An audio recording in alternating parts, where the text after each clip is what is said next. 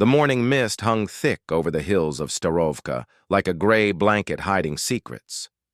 Maria Petrov crouched behind the crumbling stone wall of what used to be the village church, her weathered hands gripping an old hunting rifle that belonged to her grandfather.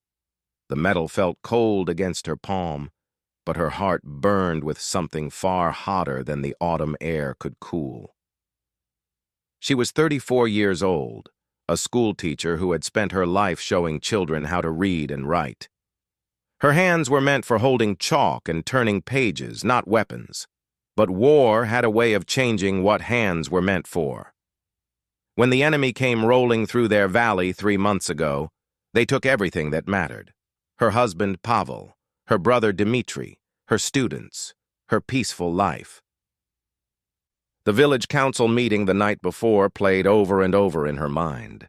The men sat around the wooden table in Farmer Kozlov's barn, their faces lit by flickering candle flames. They spoke in hushed, urgent voices about the enemy battalion that was moving toward their village.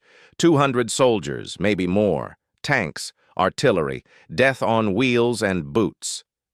"We cannot fight them," old Victor had said, shaking his gray head. "We are farmers and shopkeepers. They are trained killers." "Then we run," someone else suggested.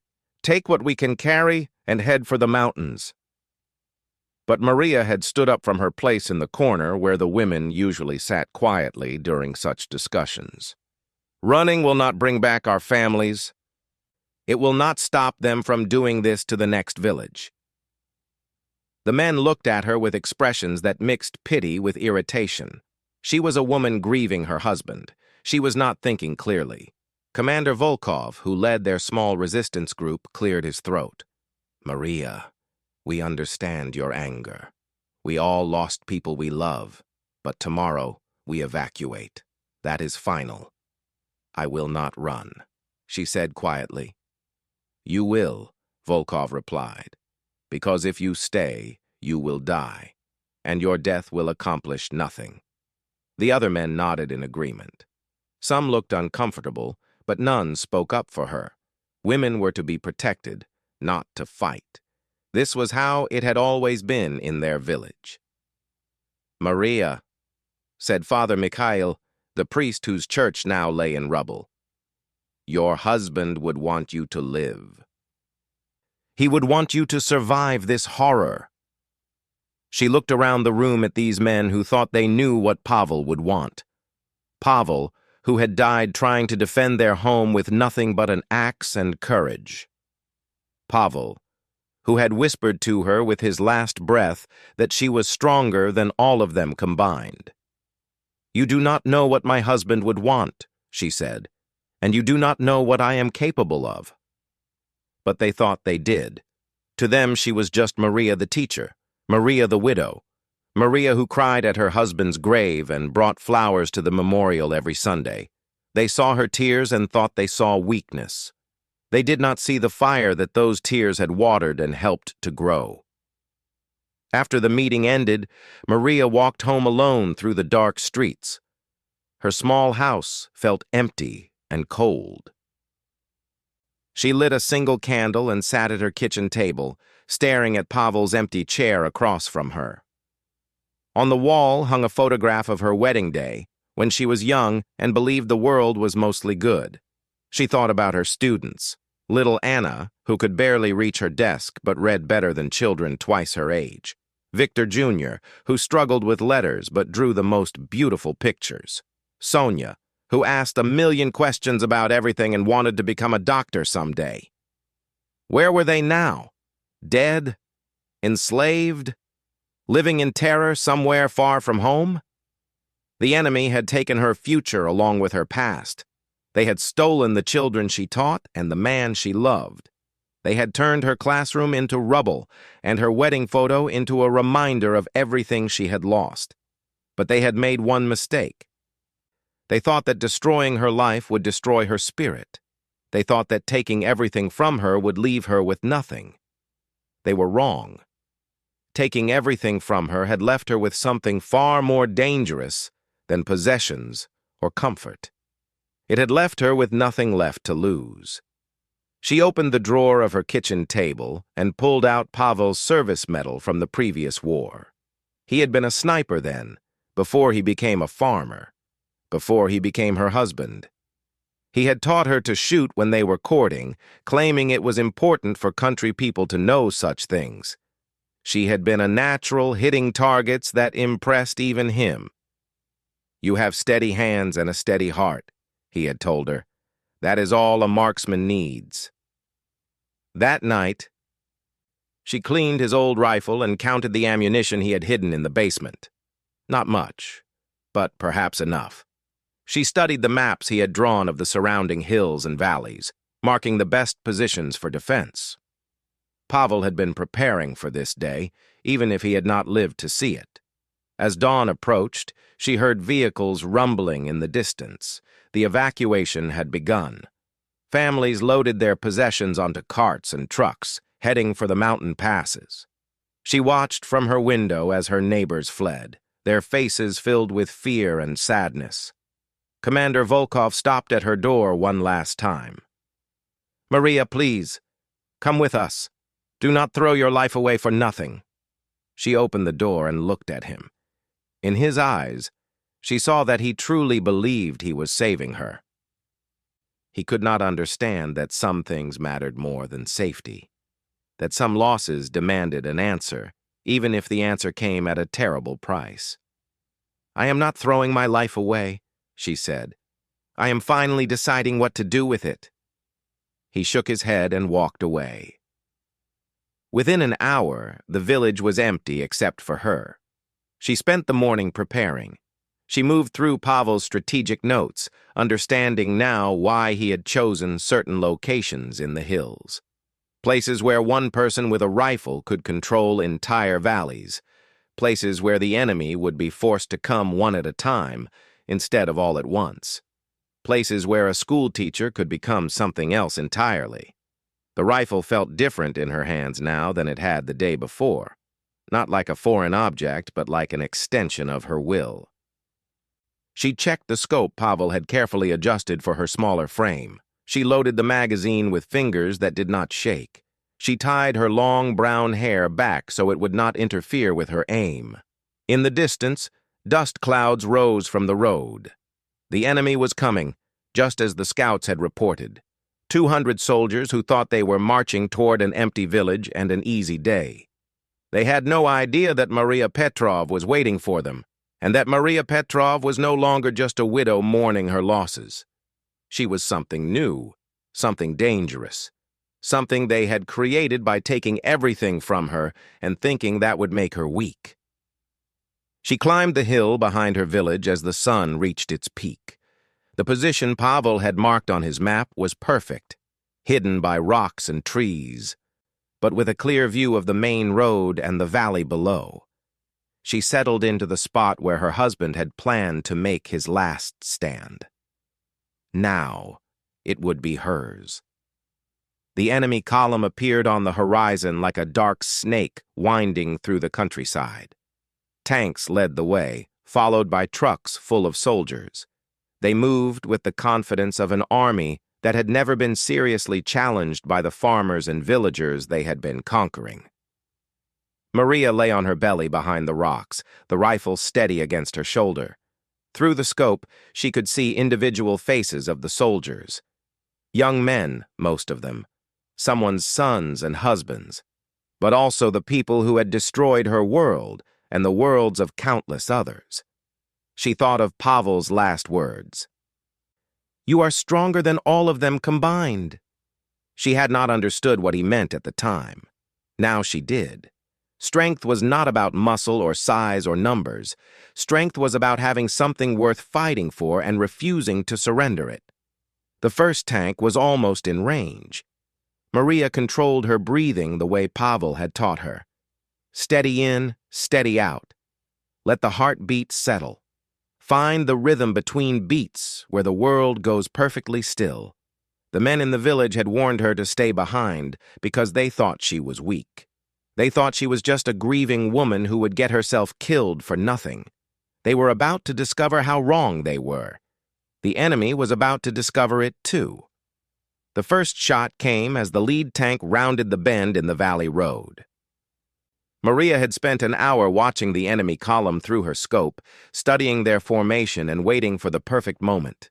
She was not aiming for the tank itself. Pavel had taught her that rifle bullets could not penetrate armor. Instead, she aimed for something much more valuable. The tank commander stood in his open hatch, surveying the empty village ahead with binoculars. He was confident, relaxed, completely unprepared for resistance from an abandoned farming community. Through her scope, Maria could see the details of his face: a scar above his left eye, a cigarette dangling from his lips, the casual arrogance of a man who had never faced real opposition. She squeezed the trigger. The bullet traveled across the valley in complete silence until it found its target. The tank commander dropped into his hatch and did not come back up. The cigarette fell to the ground, still smoking. For several seconds, nothing happened. The column continued moving forward as if nothing had occurred. Then voices started shouting in the foreign language of the invaders. The tank stopped. Soldiers jumped from trucks, looking around wildly for the source of the shot. Maria was already moving to her second position, 50 yards away through the rocks. Pavel had taught her that staying in one place after shooting was suicide. A sniper had to be like a ghost, strike once and vanish, appear somewhere else entirely for the next shot.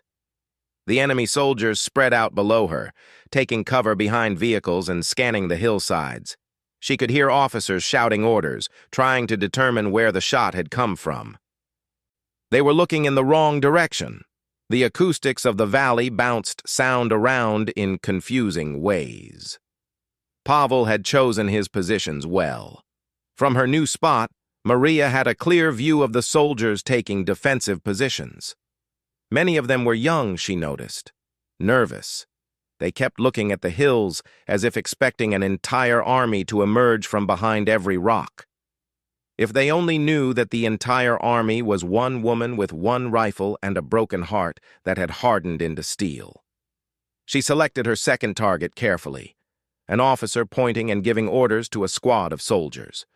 Through the scope, she could see his insignia, the confident way he gestured, the trust his men placed in his commands.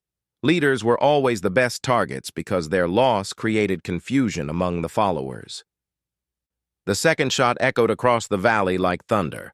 The officer spun and fell, and the soldiers around him dove for cover. Now there was real panic in their ranks, voices shouting, engines starting, the metallic sounds of weapons being readied for battle. But they still did not know where she was. That was the beautiful thing about Pavel's plan.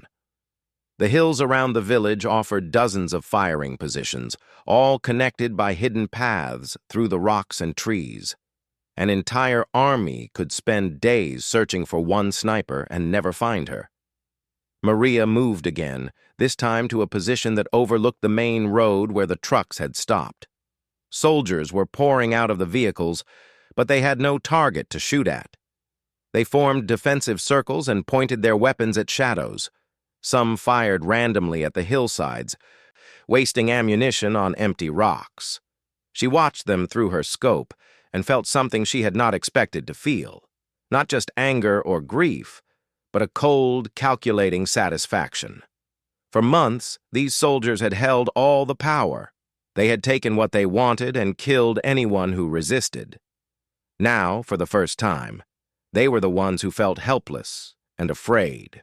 Her third target was a sergeant who was organizing his men into search teams. He was older than the others, more experienced, and he was starting to figure out what was happening. He pointed toward her general area and began sending soldiers up the hill in small groups. This one was dangerous. This one understood tactics. The bullet took him in the chest as he was gesturing toward her hiding place. His men scattered, abandoning their search formation and running back toward the relative safety of the vehicles.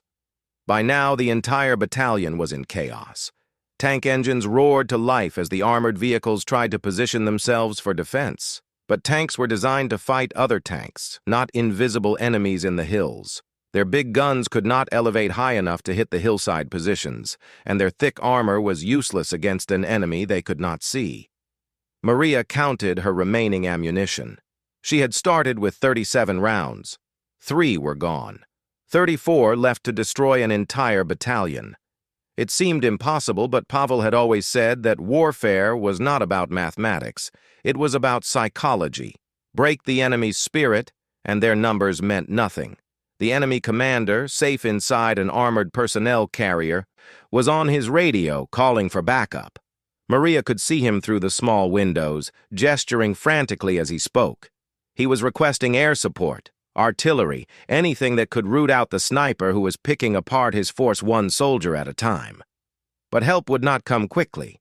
The nearest enemy base was 50 miles away, and the mountain roads were slow and treacherous. Until then, she had time to continue her work. She moved to her 4th position, higher up the hillside where Pavel had built a small shelter camouflaged with branches and rocks. From here, she could see the entire valley and all the roads leading in and out. It was the position he had saved for the final phase of his plan. The enemy had spread out in a wide defensive formation, but this only made her job easier. Instead of being concentrated in one area where they could support each other, they were scattered across the valley floor like pieces on a chessboard. And Maria was starting to understand that she had become very good at chess. Her 4th shot took out a machine gunner who was setting up his weapon to sweep the hillside. The heavy machine gun could have been dangerous if he had been allowed to complete his setup. Now it was just another piece of abandoned equipment. The 5th shot silenced a radio operator who was trying to coordinate with headquarters. Without communication, the battalion was becoming even more isolated and confused. The 6th shot dropped a soldier who was climbing toward her previous position with a rocket launcher. Explosives could have made her hiding places useless, but only if the enemy could find her to use them. After each shot, Maria moved to a new position. She knew these hills like she knew the alphabet. Every rock, every tree, every hidden path was familiar to her from childhood games and adult walks with Pavel. The invaders were fighting on ground she owned, by rules she understood better than they did. As the afternoon wore on, the enemy attempts to locate her became more desperate and less organized. They fired mortars at empty hillsides. They sent patrols in directions where she had never been. They wasted ammunition shooting at shadows and sounds that meant nothing. Meanwhile, Maria continued her methodical work. Each shot was carefully planned and perfectly executed. She targeted leaders, specialists, anyone whose death would hurt the battalion's ability to function as an organized unit. She was not just killing soldiers. She was dismantling an army piece by piece. By evening, 17 enemy soldiers lay dead or wounded in the valley below. The rest were huddled behind their vehicles, afraid to move, afraid to stay, afraid of the ghost in the hills who could reach out and touch any one of them at any moment. The battalion that had entered the valley that morning with the confidence of conquerors was now a collection of frightened boys hiding behind steel and praying for darkness. They had come expecting to crush a defenseless village. Instead, they were being crushed by a single woman who had learned that sometimes the best way to honor the dead was to send the living to join them. As the sun began to set behind the mountains, Maria cleaned her rifle and counted her remaining ammunition. 20 rounds left, enough to finish what she had started. The enemy would try to escape under cover of darkness, but Pavel had planned for that too. The road out of the valley could be controlled from 3 key positions, and she knew them all. Tonight she would complete her husband's final battle plan. Tonight she would show the invaders that some villages were too dangerous to attack, and some women were too dangerous to underestimate. The school teacher who had once taught children to read was about to give the enemy battalion a lesson they would never forget. Those who survived would carry the story with them forever, the story of the woman they warned to stay behind, who instead chose to make her stand and discovered she was stronger than an entire army. Darkness fell over the valley like a curtain, and Maria knew the enemy would try to escape. They had spent the day learning that staying meant death, one bullet at a time. Now they would attempt to retreat under cover of night, hoping that the invisible sniper could not see them in the darkness. They were wrong. Pavel had prepared for night fighting too. Hidden among his supplies in the old church basement, Maria had found what she needed, a scope with night vision capability, salvaged from a previous battle. It was old, the lenses scratched and the battery weak, but it would serve her purpose. In the green glow of the device, the valley became visible again. She watched from her position high on the hillside as the enemy began to move. Engines started quietly. Soldiers crept from hiding place to hiding place, trying to reach their vehicles. Officers whispered orders, thinking the darkness made them safe. They moved like men who believed their nightmare was over. Maria settled into the position Pavel had marked as final stand on his hand-drawn map. It overlooked the only road leading out of the valley, a narrow pass between two rocky hills where vehicles would have to move in single file. Anyone trying to leave would have to pass directly below her position. The first vehicle to attempt escape was an armored personnel carrier, moving slowly with its lights off. Through her night scope, she could see the driver squinting through his windshield, trying to navigate by moonlight. She could have shot him, but that would only stop one vehicle. Pavel's plan was more elegant than that. Instead, she aimed for the front tire of the vehicle behind it, a supply truck loaded with ammunition. The bullet punctured the tire and sent the truck veering into a ditch, completely blocking the road. The personnel carrier stopped, unable to continue forward or turn around on the narrow mountain path. Now the entire convoy was trapped in a line, unable to move forward or backward. She had created exactly the situation Pavel had planned for, a shooting gallery where the enemy could not escape or maneuver. Her next shot took out the driver of the personnel carrier. The vehicle rolled slowly backward until it crashed into the truck behind it, creating a second roadblock. Now even soldiers on foot would have difficulty getting through the tangle of disabled vehicles. Panic spread through the convoy like fire. Soldiers abandoned their vehicles and tried to climb the steep hillsides on foot, but the terrain Pavel had chosen was nearly impossible to navigate in darkness.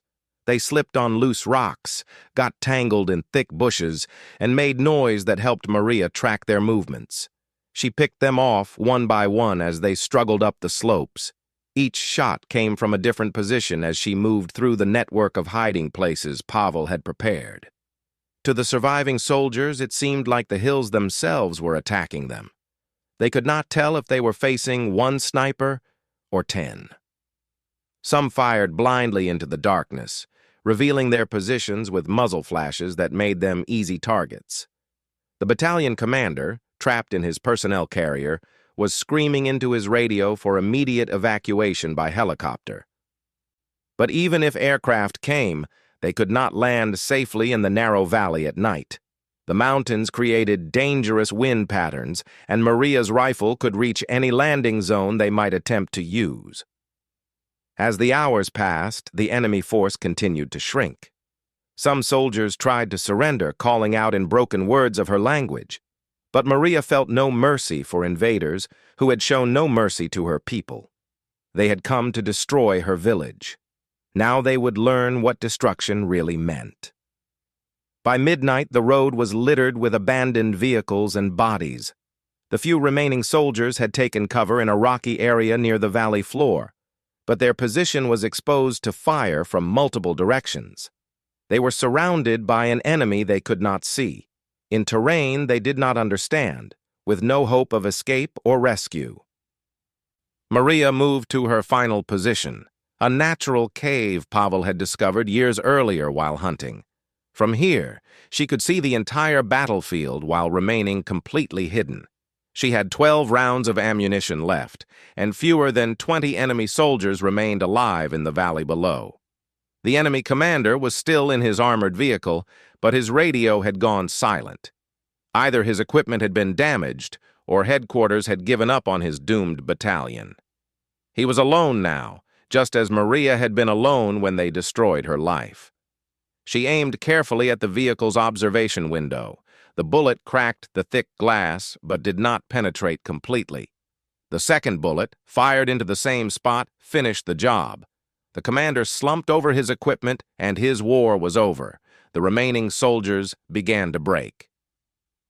Some tried to run deeper into the valley, away from the road, but Maria knew those paths led nowhere except to cliffs and impassable terrain. Others attempted to hide among the wreckage of their vehicles, but there was no hiding place in the valley that she did not know about. One by one, her remaining bullets found their targets. A soldier trying to climb the cliff face, another attempting to crawl under a destroyed truck, a machine gunner setting up to spray the hillsides with covering fire. Each death was calculated, purposeful, part of Pavel's master plan, executed by his widow's steady hands. When her ammunition was exhausted, only 7 enemy soldiers remained alive in the valley. They were huddled together near the burned remains of a supply truck, wounded, terrified, and completely defeated. They had no weapons, no vehicles, no communication, and no hope. Maria stood up from her position and began walking down the hillside toward them. She moved openly now, no longer needing to hide. The rifle was empty, but she carried Pavel's service pistol as backup. More importantly, she carried the psychological weapon she had been building all day, the absolute certainty that she owned this valley and everyone in it. The surviving soldiers saw her coming and did not even try to resist. A single woman walking toward them in the moonlight, and they were more afraid of her than they had ever been of an entire army. She had broken them completely, not just their formation and their equipment, but their spirit and their will to fight. She stopped 20 feet away from them and spoke in their language. Words Pavel had taught her years earlier when he studied their military tactics. "You came to destroy my village," she said. "You killed my husband. You murdered my students. You thought we were weak because we were farmers and teachers." The soldiers stared at her with wide, frightened eyes. One of them, barely more than a boy, was crying silently. "Now you know," she continued. "We are not weak. We are dangerous. And when you go home to tell your commanders what happened here, you will tell them that Maria Petrov sends this message. Some places are too costly to take. Some people are too dangerous to provoke." She turned and walked back toward the hills, leaving the 7 survivors to make their way out of the valley on foot. Let them carry the story back to their commanders. Let them spread fear among future invaders. Let them remember that the school teacher they thought was weak had destroyed an entire battalion with 37 bullets and the tactical genius of a husband they thought they had silenced forever. Dawn was breaking over the mountains when Maria reached her home. The village was still empty. Her neighbors still fled to the mountains. But the silence was different now. Before, it had been the silence of defeat and abandonment. Now it was the silence of victory and peace. She sat at her kitchen table and looked at Pavel's photograph on the wall. The young man in the picture smiled back at her, wearing his wedding suit and looking impossibly happy. She could almost hear his voice congratulating her on a battle well fought. "You were right," she whispered to the photograph. "I was stronger than all of them combined." 3 days later, her neighbors began returning to the village. They had heard rumors of a great battle, of an enemy battalion that had simply disappeared in the valley. When they saw Maria sitting in her garden, tending to her flowers as if nothing had happened, they asked her what she knew about it. "I stayed behind like I said I would," she told them, "and I kept our village safe." Commander Volkov found the evidence scattered across the valley floor: destroyed vehicles, abandoned weapons, and the graves Maria had dug for the enemy dead. He stood in the middle of the battlefield and tried to understand how one woman with one rifle had accomplished what an entire army might struggle to do. When he asked her to explain, Maria simply smiled and invited him to tea. They sat in her kitchen while she told him about Pavel's plans and preparations, about the network of positions in the hills, about the psychology of defeating a superior force.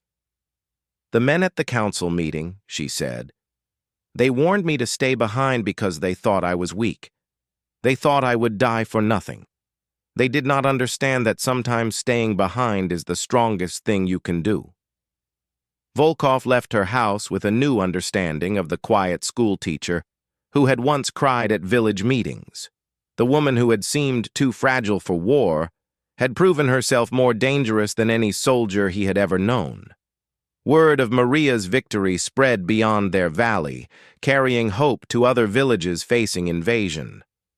Her story became legend among the resistance fighters, the tale of the teacher who chose to stay when everyone else fled, who turned her grief into a weapon more powerful than any army. The enemy never returned to her valley. Intelligence reports spoke of a cursed place where entire battalions could vanish overnight, defended by a ghost who struck without warning and disappeared without trace. Other villages in the region found themselves unmolested as the invaders chose easier targets, places where school teachers did not turn into angels of death. Maria returned to her quiet life, teaching the children who slowly came back to the rebuilt village. But her students noticed that their teacher had changed. She was still kind, still patient, still dedicated to their education.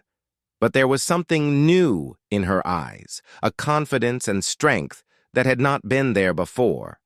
When older children asked her about the war, she told them simply, "I learned that we are all stronger than we think we are, and sometimes the most important battles are fought by those who are told to stay behind."